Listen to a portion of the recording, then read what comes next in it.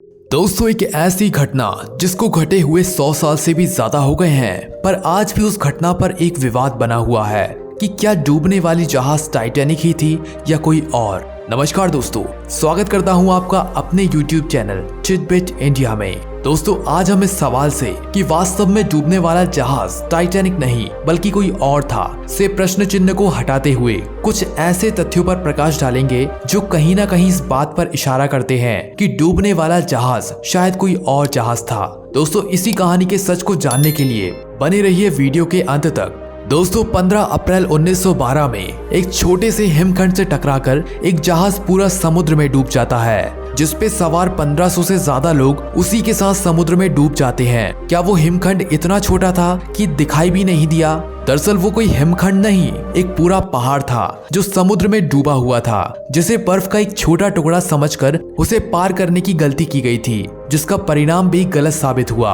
हालांकि इस घटना ने देश भर में सभी को झकझोर कर रख दिया था, क्योंकि जहाज में यात्रा करने वाले सभी लोग देश के जाने माने व्यापारी थे जो इस घटना में मारे गए। टाइटैनिक के डूबने की घटना इतनी ज्यादा चर्चित हुई कि उस पर कई पुस्तकें लिखी गईं और फिल्म का भी निर्देशन किया गया। कुछ पुस्तकें जिसमें Avon the night lives on Holt McDougal के द्वारा लिखी ए नाइट टू रिमेम्बर तथा विलियम मोरो की टाइटैनिक के वोयाजर्स आदि प्रसिद्ध हैं। इसी पर बनी फिल्म टाइटैनिक तो हम सभी ने देखी है, पर क्या आपको पता है फिल्म में दिखाया गया सभी तथ्य काल्पनिक है। जहाज मालिक और उस पर सवार कई लोग जिन्हें बचा लिया गया था, वो कहते हैं कि फिल्म मनोरंजन के लिए बनाई गई थी, जिसमें कुछ बातें तो सत्य हैं पर अधिकतर सिर्फ मिथ्य हैं। ये तो मैंने बात की आपसे टाइटैनिक घटना से जुड़े इतिहास की, पर कहानी की असलियत कुछ और ही है। सोच कर देखिए, क्या वो हिमखंड इतना छोटा था कि दिखाई भी नहीं दिया? दरअसल वो कोई हिमखंड नहीं, एक पूरा पहाड़ था जो समुद्र में डूबा हुआ था। सिर्फ बर्फ का एक छोटा टुकड़ा समझ उसे पार करने की गलती की गई थी।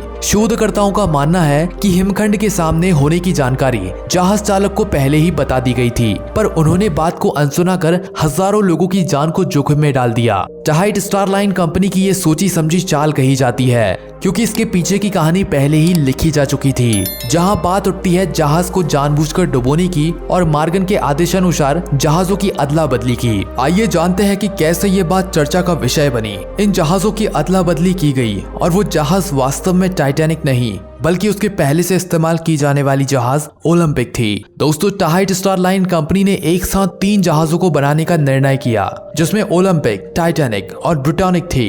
इस श्रेणी में तैयार होने वाले सबसे पहली जहाज ओलंपिक थी, जो सबसे पहले सेना में भेजी गई। ओलंपिक दूसरी जगहों की तुलना में कोई खास प्रदर्शन नहीं कर पाई और अंत में अपनी 5वीं यात्रा के दौरान ये ऑयल ऑफ टाहाइट के तट पर HMS हॉक के तट पर टकरा जाती है और दुर्घटनाग्रस्त होकर वापस तट पर आ जाती है।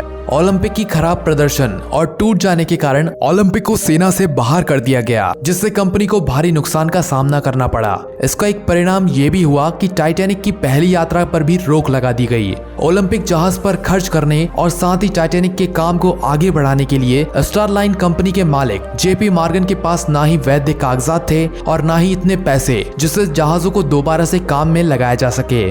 दोस्तों, यहीं से जन्म लेती है एक साजिश जो कि मॉर्गन के द्वारा रची गई थी, क्योंकि मॉर्गन को पता था कि ओलंपिक जहाज में हुए नुकसान को बीमा के अंदर कवर नहीं किया जा सकता और उसकी मरम्मत में जो राशि लगने वाली थी वो उसकी बीमा से प्राप्त राशि से कहीं अधिक थी। मॉर्गन ने सोचा कि अगर टाइटैनिक की यात्रा शुरू होने से पहले जहाज की अदला बदली कर दी जाए तो प्राप्त बीमा राशि जो कि टाइटैनिक के लिए दी जाएगी वो काफी है, क्योंकि टाइटैनिक से प्राप्त होने वाली राशि लगभग 5 मिलियन थी। जैसे कि दोनों जहाज एक ही कंपनी स्टार लाइन के थे और देखने में भी काफी हद तक एक समान थे, इसलिए किसी और को इस बात का शक भी नहीं हुआ कि वो जहाज बदले गए हैं। दोस्तों, कुछ इतिहासकारों का मानना है कि जहाज की हर चीज को इतनी बारीकी से बदला गया, जैसे उसमें अंदर पैरों के निशान को छुपाने के लिए कालीन बिछाई गई, ताकि लोगों को ये शक ना हो कि नई जहाज पे निशान कैसे आए। साथ ही साथ नंबर प्लेट्स और दीवारों, दरवाजों पर लगे निशान को भी मिटा दिया गया। काम बड़ी होशियारी के साथ किया जा रहा था और जहाज हकीकत में बदली गई थी।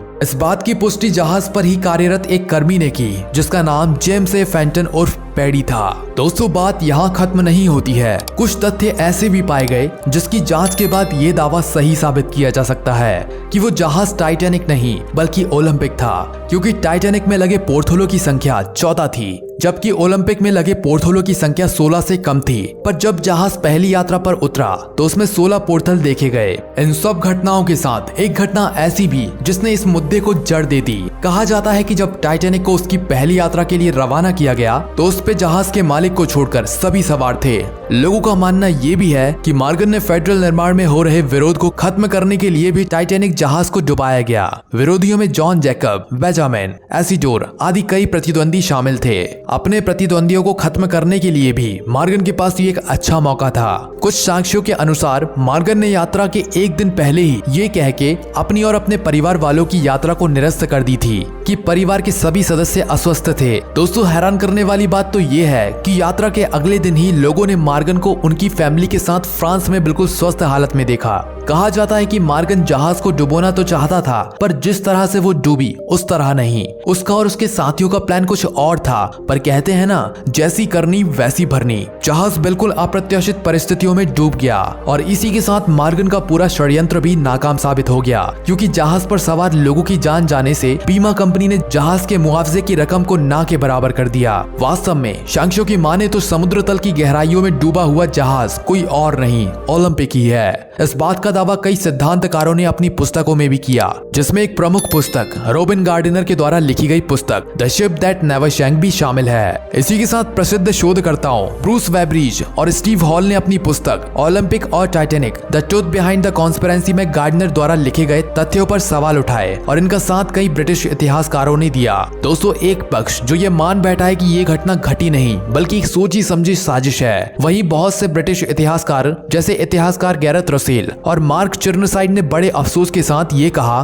कि कैसे लोग इस घटना को इतना विवादित और हास्यप्रद तरीके से ले सकते हैं, जिसमें हजारों लोगों की जान गई। उनका कहना है कि लोगों का ये कहना गलत है कि ये घटना अचानक हुई घटना नहीं बल्कि एक सोची समझी चाल थी। इतिहासकारों ने ये भी साबित करने की कोशिश की कि अगर कोई जहाज आपस में बदले भी जाते हैं तो उसके हर एक सामान को बदलने में कई दिन लग जाएंगे, जबकि दोनों जहाजों को उनके नंबर नेम 400 ओलंपिक और 401 टाइटैनिक के नाम से जाना जाता था और ये नंबर उनके एक उपकरण जो जहाज में इस्तेमाल किए गए होंगे उसमें लिखा रहा होगा। तो ऐसा सोचना भी गलत है कि जहाजों की अदला बदली की गई होगी। उनका कहना था कि जितनी आसानी से ये कहा जा रहा है, हालांकि उतना आसान है नहीं ये। दोस्तों, आप ही बताइए, जहाज की अदला बदली होने के इतने सबूत हैं, फिर भी ये साबित नहीं किया जा पा रहा है कि समुद्र तल पर पड़ी हुई जहाज आखिर ओलंपिक ही है। आपको क्या लगता है? अपनी राय हमें कमेंट बॉक्स में बता सकते हैं। आशा करता हूँ आपको जानकारी पसंद आई होगी। ऐसे ही कुछ अनसुलझे तथ्यों को जानने के लिए आप हमारे चैनल को सब्सक्राइब कर सकते हैं। बेल आइकन को प्रेस करना ना भूलें। धन्यवाद।